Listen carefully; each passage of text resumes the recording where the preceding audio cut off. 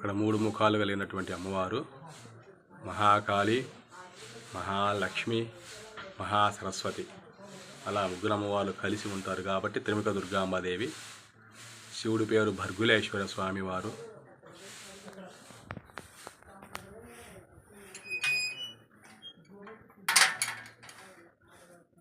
ఇక్కడ ఒకే రాతిలో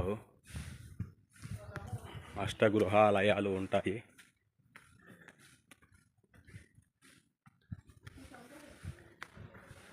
ఒకే రాతిలో అష్టగృహాలయాలు చూడండి. ప్రతి గృహాలయం దగ్గర కూడాను బ్రహ్మదేవుడు ఒకవైపు, పక్కనే శృంగీశ్వరుడు, అటువైపు భృంగీశ్వరుడు, ఇటువైపుగా విష్ణుమూర్తి.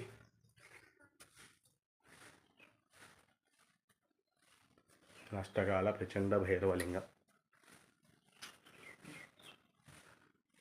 ఇవన్నీ చోళుల పల్లవరాజుల కాలం నాటివి.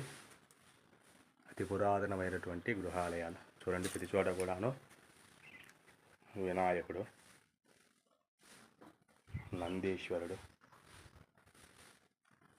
చండీశ్వరుడు అలా అందరూ కూడా మనకు దర్శనమిస్తారు. ఇక్కడ చూడండి పక్షఘాత లింగేశ్వరుడు.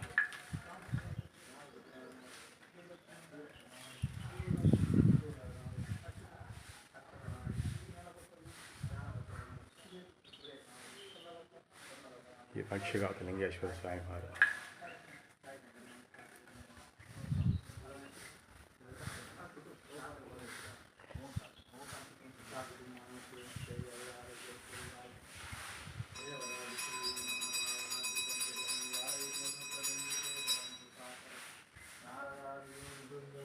ఈయన శ్రీశైల మల్లికార్జున స్వామి.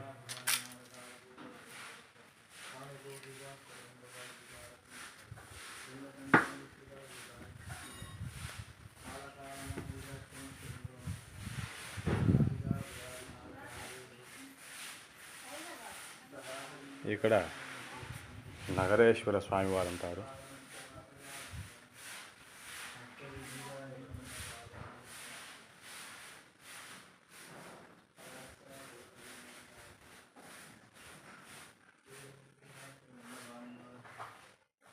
నగరేశ్వరుడు. అన్నీ కూడా బ్రహ్మసూత్రం ఉన్నటువంటి శివాలయాలు. ఒక శివలింగం దర్శించుకుంటే శివలింగాలు దర్శించుకున్న ఫలితం వస్తుంది.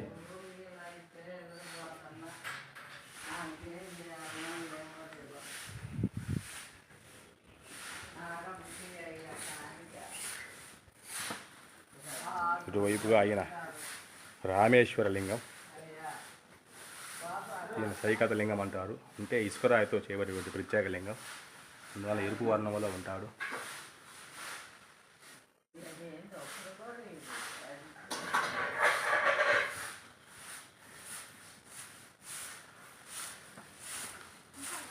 చూడండి, అన్నీ కూడా ఒక రాతిలోనే ఏకశిలలో చెక్కబడినటువంటి శిల్పాలు, శివలింగాలు అన్నీ కూడా 108 లింగాలు ఒక్క రాతిలోనే ఇక్కడ మనకు దర్శనం ఇస్తాయి. చిన్న చిన్నవన్నీ కూడాను. గృహాలయాలు 8. చూడండి, ఇక్కడ పైన కాశీ విశ్వేశ్వర లింగం.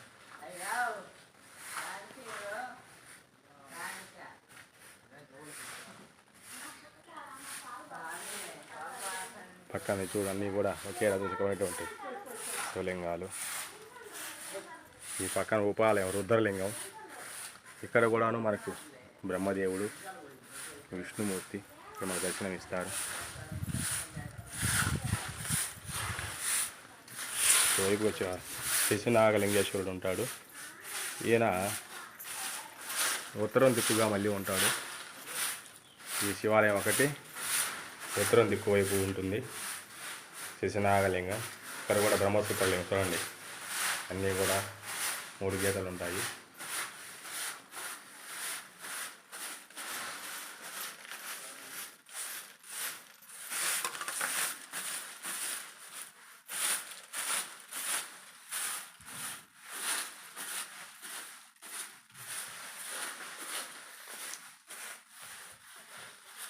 ఆ పైన వచ్చేసి బిల మార్గం అంటారు. సొరంగ మార్గం. యోగులు బిల మార్గంలో తపస్సు చేసుకున్నారు వాళ్ళు అని తర్వాత మనం ఇప్పుడు క్షేత్రపాలకుడైనటువంటి కాలభైరవేశ్వర స్వామి వారి వద్దకు వెళుచున్నాము. ఈయన పేరే భైరవ కోన అనేటువంటి పేరు వచ్చింది. ఇక్కడ ఎక్కడ కూడా కాకి సంచరించదు, అనగా శని ప్రభావం లేదు. ప్రథమంగా ఇక్కడ భైరవుడిని దర్శించుకోవాలి క్షేత్రపాలకుడు.